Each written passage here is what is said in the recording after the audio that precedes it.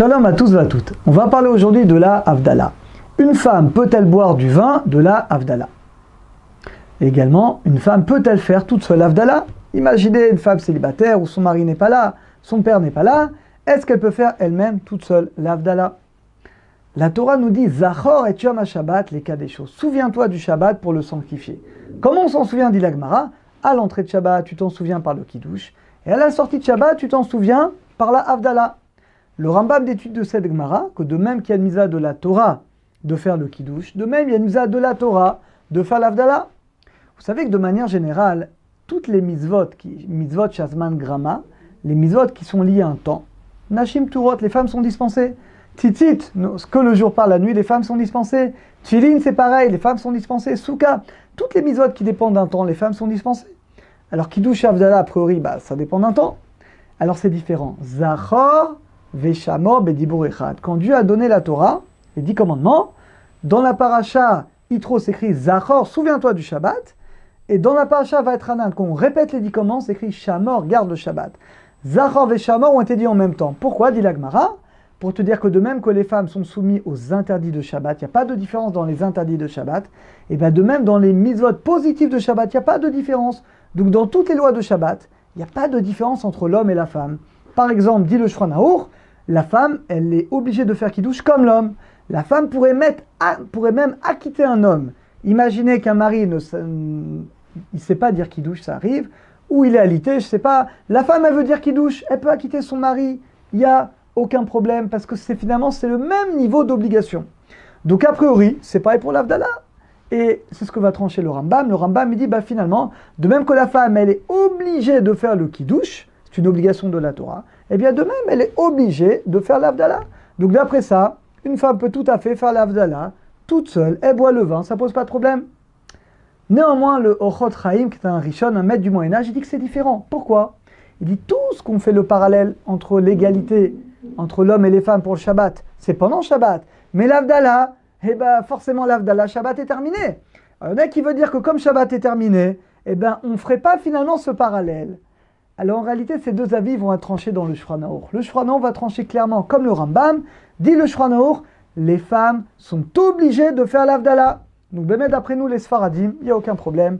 La femme, elle est obligée, comme nous, de faire l'Havdalah. Donc la femme, elle peut même faire l'Havdalah toute seule. Imaginez, il n'y a pas d'homme, elle peut. Dans ce cas-là, bien entendu, elle doit boire le shur minimum, mal et lugmav, au moins 44 grammes, pour être quitte du Kiddush. Ça, c'est pour les Sfaradim. Mais pour nos frères Ashkenazim, c'est un petit peu différent, parce que le Rama, le grand décisionnaire Ashkenaz, dit que non, dit que la femme ne doit pas faire l'Havdalah seule. Pourquoi? Il craint l'avis qu'on a expliqué. Il craint l'avis qui pense que comme Shabbat est terminé, peut-être la femme n'est pas obligée. C'est la raison pour laquelle, d'après les Ashkenazim, une femme doit s'efforcer de l'écouter d'un homme. Maintenant, si elle n'a vraiment pas le choix, dit le Bar, elle le fera elle-même.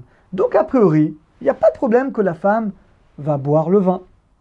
Ça, c'est d'après le Pshat, le sens littéral. Mais d'après les Mekoubalim, il y a des raisons plus profondes selon lesquelles il est déconseillé à la femme de boire le vin de l'Havdalah. Pourquoi?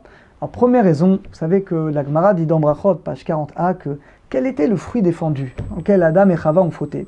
Il y a 3 avis dans la Gemara. D'après un des 3 avis, c'était du raisin, c'était une vigne. Et donc finalement, le fait que c'est Chava qui ait finalement pris ce fruit, qu'il a mangé et qui a donné à son mari, quelque part, ce n'est pas bien qu'étant donné que c'était ce fruit-là, le raisin, ce n'est pas bien que maintenant elle va goûter finalement le vin de l'Havdalah. Donc c'est une sorte de réparation. Le fait qu'elle ne va pas goûter le vin de l'Havdalah, c'est une sorte de réparation. Deuxième avis qui se rejoint dans le Midrash, après il y a un Midrash qui dit que Chava a pris le raisin, l'a pressé, elle a fait du vin, elle a donné à son mari. Donc étant donné qu'encore une fois, elle a mélangé le bien et le mal à travers la faute de Adam et de Chava, maintenant on fait l'Havdalah. L'Havdalah, on va séparer le bien, le mal, l'obscurité, la lumière. Eh bien, maintenant qu'on va séparer, c'est pas le moment de rappeler la faute de Chava. C'est la raison pour laquelle, d'après la Kabbalah, il est déconseillé que la femme boive du vin. Donc, résumé, c'est très simple. D'abord, on va parler du cas classique. Quand il y a un homme, alors on sait que dans le Kiddush, par exemple, c'est bien que la femme elle boive du vin. Tout le monde.